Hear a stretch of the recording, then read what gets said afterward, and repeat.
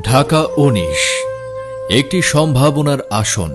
এই এলাকার মানুষের স্বপ্ন, অধিকার ও উন্নয়নের জন্য দায়বদ্ধ একজন মানুষ আছেন। তিনি চিকিৎসক, তিনি সমাজসেবক, তিনি জনপ্রিয় নেতা। তিনি দেওয়ান মোহাম্মদ সালাওয়াদ্দিন। ১৯৬২ সালের ১ অক্টোবর ঢাকার সাভারের জিরাবো গ্রামে তার জন্ম। পিতা দেওয়ান মোহাম্মদ ইদ্রিস ও মাতা সালেহা ইদ্রিসের স্নেহ, মূল্যবোধ ও নৈতিকতার পথেই তৈরি হয় তার শিকড়। ৬ ভাই বোনের মধ্যে দ্বিতীয় হওয়ায় ছোটবেলা থেকেই দায়িত্ব নিতে শিখেছেন। মানুষের পাশে দাঁড়ানো, এই মূল্যবোধই তাকে গড়ে তুলেছে আজকের সালাওয়াদ্দিন বাবু হিসেবে। স্কুল জীবন কাটে মোমেন শাহী বর্তমানের মির্জাপুর ক্যাডেট কলেজে। পরবর্তীতে ময়মনসিংহ মেডিকেল কলেজ থেকে তিনি MBBS ডিগ্রি অর্জন করেন। একজন মেধাবী শিক্ষার্থী থেকে চিকিৎসক, এটাই ছিল তার প্রথম বড় পরিচয়। ১৯৯১ সালে তিনি যোগ দেন সরকারি মেডিকেল সার্ভিসে।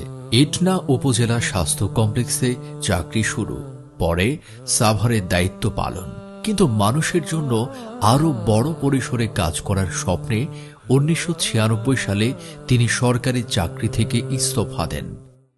তিনি বুঝেছিলেন সেবা শুধু কাগজে নয়, মানুষের জীবনের গভীরে গিয়ে কাজ করতে হয়। সেই পথেই তিনি এগিয়ে যান, সরাসরি মানুষের সমাধানে, মানুষের কাছে, মানুষের সেবায়। মানুষের সমস্যার সমাধান করতে করতে তিনি রাজনীতিতে যুক্ত হন। ১৯৯০-এর দশকে সক্রিয় রাজনীতিতে অবতীর্ণ হয়ে ১৯৯৬ ও ২০০১ সালে বাংলাদেশের জাতীয়তাবাদী দল বিএনপির প্রার্থী হিসেবে তৎকালীন ঢাকা ১২ আসনে টানা ২ বার নির্বাচিত হন সংসদ সদস্য। একজন এমপি হিসেবে তিনি স্বাস্থ্য, শিক্ষা, অবকাঠামো ও দারিদ্র্য বিমোচনে কাজ করেন। রাজনীতিকে তিনি দেখেছেন মানুষের উন্নয়ন ও অধিকার রক্ষার দায় হিসেবে, পার্টির জন্য নয়, বরং সাধারণ মানুষের জন্য। চিকিৎসা ও রাজনীতির পাশাপাশি তিনি একজন জনপ্রিয় লেখক। ১৫টিরও বেশি বই লিখে তিনি পাঠকের হৃদয়ে স্থান করে নিয়েছেন। ইতিহাস, সমাজ, রাজনীতি ও জীবনের বাস্তব অভিজ্ঞতা সবই উঠে আসে তার লেখায়। কলম ছিল তার আরেক সংগ্রামের হাতিয়ার, পরিবর্তনের ভাষা। দেশ, গণতন্ত্র, সংস্কৃতি, যে বিষয়ে তিনি লেখেন তাতেই থাকে মানুষের ভবিষ্যৎ ভাবনার প্রতিফলন। দেওয়ান মোহাম্মদ সালাওয়াদ্দিনের পুরো জীবনই সমাজসেবায় নিবেদিত। স্বাস্থ্যসেবা, শিক্ষা, দুস্থ মানুষের সহযোগিতা, গণকল্যাণমূলক উদ্যোগ, সব ক্ষেত্রেই তিনি রেখেছেন সক্রিয় ভূমিকা। সাভার, আশুলিয়া সহ পুরো ঢাকা ১৯ অঞ্চলে তিনি বছরের পর বছর কাজ করে গেছেন স্বাস্থ্য, শিক্ষা, রাস্তাঘাট, দুর্বল ও পিছিয়ে পড়া মানুষের উন্নয়নে।